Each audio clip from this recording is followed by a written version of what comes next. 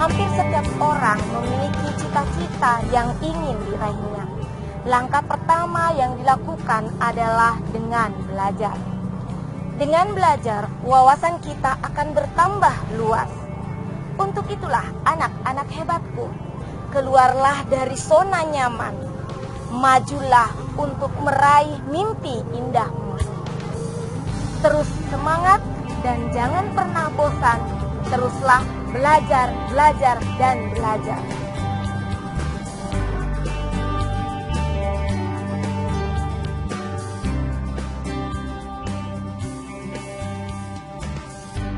Assalamualaikum warahmatullahi wabarakatuh. Halo anak-anak hebat. Mari kita awali pembelajaran kita kali ini dengan senantiasa bersyukur kepada Allah Subhanahu wa Ta'ala, karena kita masih diberi kesempatan, kesehatan untuk bertemu dalam pembelajaran kita kali ini. Tak lupa pula salam dan taslim kita kirimkan kepada Nabiullah Muhammad sallallahu alaihi wasallam sebagai uswatun hasanah umat muslim dan muslimah di muka bumi. Di pembelajaran kita kali ini, Ibu berada di Pantai Seruni yang merupakan salah satu tempat wisata yang terfavorit di Kabupaten Bantai. Di tempat ini kita bisa menikmati suasana pantai yang begitu indah. Di tempat ini pula terdapat taman bermain untuk anak-anak. Di tempat ini juga terdapat tempat pusat olahraga untuk warga Kabupaten Bantai. Yang tidak kalah menariknya, di tempat ini kita bisa wisata kuliner, di mana makanan dan minuman dengan berbagai cita rasa berada di kafe-kafe atau tempat makan di sekitar pantai ini. Berbicara tentang makanan, makanan merupakan salah satu sumber energi untuk manusia. Fungsi dari makanan adalah sebagai sumber energi, yaitu untuk mempertahankan kesehatan, untuk perkembangan, untuk pertumbuhan, serta berlangsungnya fungsi pada setiap jaringan dan organ tubuh secara normal. Makanan yang kita makan harus mengandung nutrisi yang dibutuhkan oleh tubuh kita. Oleh karena itu, untuk memilih makanan dan kandungan nutrisi yang dibutuhkan oleh tubuh kita sangatlah penting untuk kita ketahui. Nah, pernahkah kita memperhatikan makanan dan kandungan nutrisi makanan yang kita makan? Apakah makanan yang kita makan itu telah memenuhi makanan yang baik dan makanan yang sehat? Untuk itulah dalam pembelajaran kita kali ini akan mempelajari tentang kandungan nutrisi pada makanan. Kompetensi dasar yang ingin kita pelajari hari ini adalah menganalisis sistem pencernaan manusia serta memahami gangguan yang berhubungan dengan sistem pencernaan serta upaya untuk menjaga kesehatan pada sistem pencernaan manusia. Tujuan pembelajaran yang ingin dicapai pada pembelajaran ini adalah 1. Setelah mempelajari materi ini, peserta didik dapat mengkategorikan jenis-jenis bahan makanan dan kandungan nutrisi pada bahan makanan tersebut dalam kehidupan sehari-hari dengan benar. Pokok bahasan kita pada hari ini adalah nutrisi yang terdiri dari karbohidrat, lemak, protein, vitamin, air, dan mineral. Nutrisi atau gizi adalah zat yang dibutuhkan oleh manusia sebagai sumber energi untuk mempertahankan kesehatan, untuk perkembangan, untuk pertumbuhan, serta keberlangsungan fungsi normal pada setiap jaringan dan organ pada tubuh manusia. Jenis-jenis nutrisi. 1. Makanan makro atau makronutrien yang meliputi karbohidrat, lemak, dan protein. Yang kedua adalah makanan mikro atau mikronutrien yang meliputi vitamin dan mineral. Yang ketiga, ada nutrisi tambahan yaitu air dan serat makanan. Karbohidrat. Karbohidrat antara lain meliputi glukosa, selulosa, dan amilum atau zat tepung. Karbohidrat merupakan sumber energi utama bagi tubuh manusia. Selain itu, karbohidrat juga berperan dalam proses metabolisme tubuh, menjaga keseimbangan asam dan basa, berperan dalam proses pembentukan sel, jaringan, dan organ. Karbohidrat antara lain terdapat pada beras, jagung, ketela pohon, ubi jalar, sagu, gandum, dan kentang.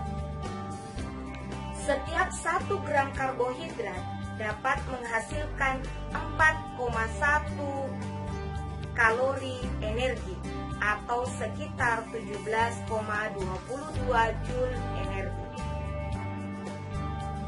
Kandungan nutrisi yang kedua adalah protein. Berdasarkan asalnya, protein dibedakan menjadi 2 macam, yaitu protein hewani dan protein nabati.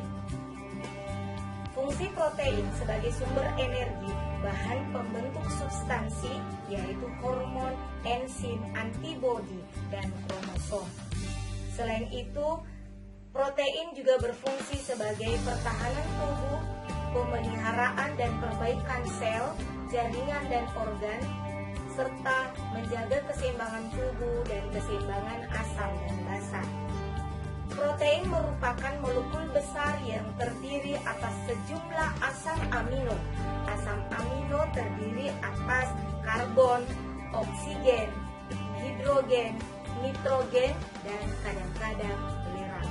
Kekurangan protein di dalam makanan sehari-hari dapat mengakibatkan penyakit kwashiorkor yang terutama untuk menyerang anak-anak yang berusia 6-36 bulan. Kandungan nutrisi yang ketiga adalah lemak. Sama dengan protein, lemak dibedakan juga menjadi dua macam, yaitu lemak nabati dan lemak hewani.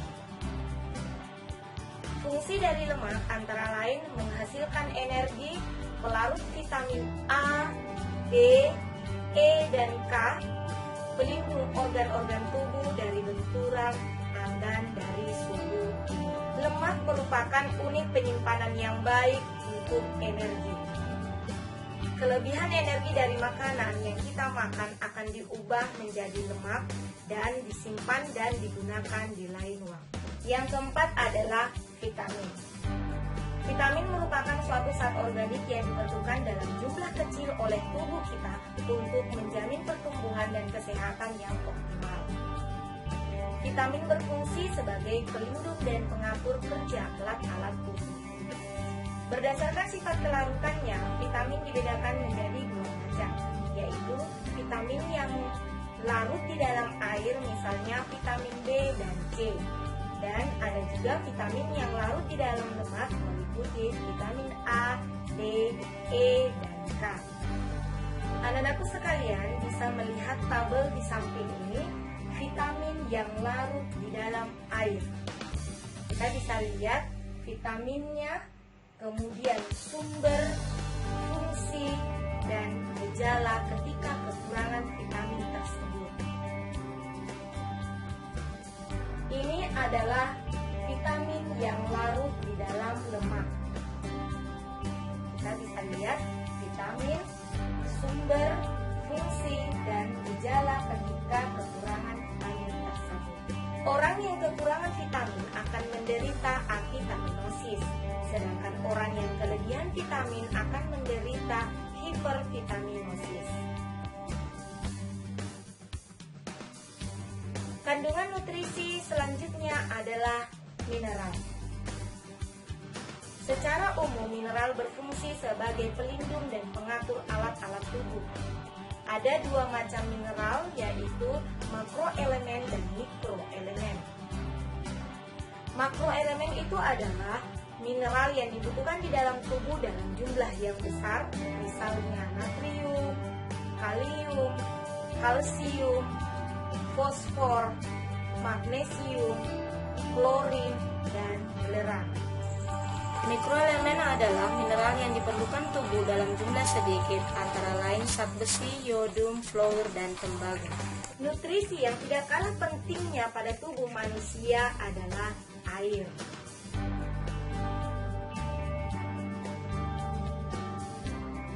Sekitar 70% tubuh manusia terdiri dari air. Tulang manusia yang keras pun penyusunnya 30% sampai 40% adalah air. Kebutuhan manusia akan air dalam sehari sekitar 2 liter atau 8 gelas. Fungsi air bagi tubuh manusia adalah sebagai pelarut zat makanan sehingga dapat mempermudah proses pencernaan, membantu terjadinya reaksi kimia di dalam tubuh, mengangkut zat makanan dari satu jaringan ke jaringan yang lainnya, dan mengangkut sisa metabolisme dari jaringan ke organ-organ ekskresi, serta mengaktifkan beberapa enzim di dalam tubuh. Nutrisi yang selanjutnya sebagai nutrisi tambahan adalah serat makanan. Fungsi utama dari serat makanan adalah merangsang aktivitas saluran pencernaan sehingga memperlancar proses pembuangan sisa-sisa pencernaan. Serat makanan hanya dapat diperoleh dari makanan yang diperoleh dari tumbuhan. Serat makanan terdiri atas karbohidrat kompleks, misalnya selulosa, penyusun dinding sel. Makanan berserat dapat ditemukan pada sayur-sayuran, misalnya buncis, ercis, bayam, kangkung, dan sawi. Sedangkan makanan berserat yang berasal dari buah-buahan dapat diperoleh dari misalnya apel, pepaya, pisang, jeruk, dan semangka. Makanan berserat juga didapat dari kacang-kacangan, yakni kacang hijau, kacang tanah, kacang kedelai, dan kacang merah. Nah, syarat makanan yang baik. 1. Bergizi. Makanan yang bergizi adalah makanan yang mengandung semua zat makanan. 4 sehat, 5 sempurna, yang terdiri dari makanan pokok, lauk pauk, sayur-sayuran, buah-buahan, ditambah dengan susu. Syarat makanan yang baik kedua adalah cukup mengandung kalori. Kebutuhan kalori setiap orang berbeda-beda, bergantung pada jenis kelamin, berat badan, dan jenis kegiatan atau pekerjaan setiap harinya. Syarat makanan yang baik ketiga adalah makanan tersebut mudah dicerna. Makanan yang sulit dicerna akan memberatkan kerja alat-alat pencernaan pada tubuh manusia. Syarat yang keempat adalah higienis. Makanan higienis adalah makanan yang tidak mengandung kuman dan zat racun yang dapat membahayakan tubuh manusia. Sebagai kesimpulan, pembelajaran kita kali ini adalah makanan merupakan sumber energi bagi tubuh manusia. Makanan yang kita makan harus mengandung nutrisi yang dibutuhkan oleh tubuh kita. Nutrisi pada makanan adalah karbohidrat, lemak, protein, mineral, dan air. Demikianlah pembelajaran kita kali ini. Sampai jumpa di pembelajaran kita selanjutnya yang membahas tentang organ pada sistem pencernaan, bagaimana makanan itu dicerna oleh tubuh kita. Ingat, jaga kesehatan dengan mengatur pola makan, rajin berolahraga, rajin beribadah, dan tetap semangat dalam belajar. Assalamualaikum warahmatullahi wabarakatuh.